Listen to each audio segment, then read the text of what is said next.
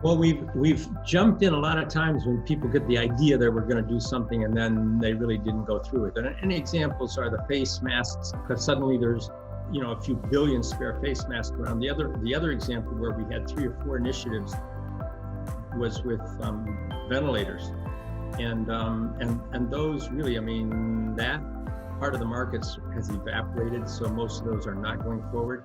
The 2 pieces that we're working on now that seem to have feet in the future are hand sanitizers, which we don't think are going to go away. So we're busily working on building out hand sanitizer factory. And then another one is on blood analyzers, and not so much the analyzer to analyze to see if you have it, but to look to see if you've got the antibodies. So there's going to be a lot of blood testing going on over and over and over again with people over the next 1, 2, 3 years. And even if this, we'll say, particular virus goes away and another one comes in, you change your slide out. So both of those are going forward projects that will have feet, and you probably have to build a second and a third and a fourth line, and those are opportunities we think will happen for a long time.